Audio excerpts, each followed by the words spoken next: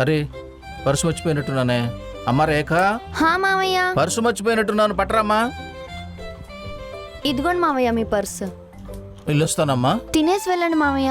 లేదమ్మా, త్వరగా వెళ్ళాలి. మీకు ఇష్టం అని చెప్పి ఆలుగడ్డ ఫ్రై ఇంకా పప్పు చేశాను. అబ్బా లేట్ అవుతుంది, మళ్ళీ వచ్చి తింటానులే. సరే. అంజలి, అంజలి బాక్స్ ఇవ్వు. అక్క ఇంకా అత్తమ్మ పూజ సామాన్లు తాడానికి బయటకు వెళ్ళారు బావా. ఓహో.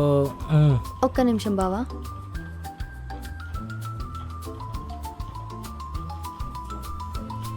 Lunch box. కూరలో ఉప్పు సరిపోతే చిన్న బాక్స్లో పెట్టాను, వేసుకోండి. సరే అమ్మా, వెళ్ళేసి వస్తాను. పొద్దు పొద్దున్నే దరిద్ర ముఖం వేసుకొని ఎదురు రావాలా?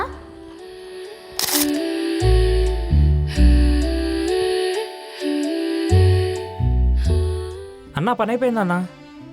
10-15 ఏళ్ళ ఎక్స్పీరియన్స్ ఉన్నాడు కూడా నీ అంత బాగా పనిచేయడు కార్తీక్.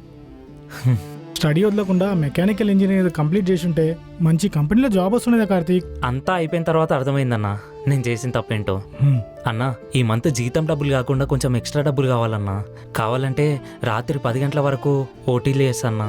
సర్లే, కొత్తగా పెళ్ళైంది కదా, ఆ మాత్రం ఖర్చులు ఉంటాయిలే. అయ్యో, ఈ ఖర్చు నా భార్య కోసం కాదన్నా. మా అక్కకి పాప పుట్టింది, తనని ఉయ్యాలలో వేయబోతున్నారు ఒక 2 రోజుల్లో. మేనమాబగా ఏదో ఒకటి పెట్టాలి కదన్నా. సర్లే, సెట్ చేద్దాం కార్తీక్, మిగతా పనులు కంప్లీట్ చేయి.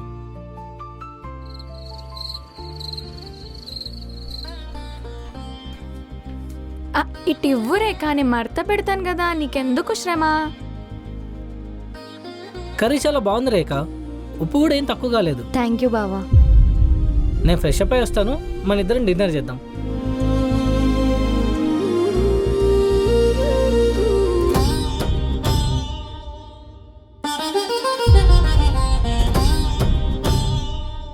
ఎందుకు అట్లా చూస్తున్నావు?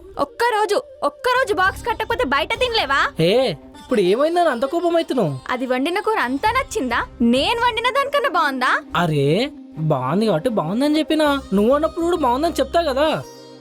అయినా సరే నువ్వు తనతో ఎందుకు కంపారిజన్ చేసుకుంటున్నావు? ఓహో అంతేలే, మీ తమ్ముడిని మాయ చేసుకుని బుట్టలో పడేసుకునే దానికి నిన్ను మాయ చేయడం పెద్ద లెక్కేం కాదు. అయినా దానికి ఎలాగో సిగ్గులేదు, మరి మీకేమైంది? నోటికి ఎంత వస్తే అంత మాట్లాడతావా? ఆడవాళ్లకు ఆడవాళ్లే శత్రువులని ఊరికే అనలేదు పెద్దలు. నా పెద్ద కోడలకు జరిగిన దాన్ని బలంగా మైండ్లో పెట్టుకుంటుంది. ముందు ముందు ఏం చేస్తుందో ఏమో.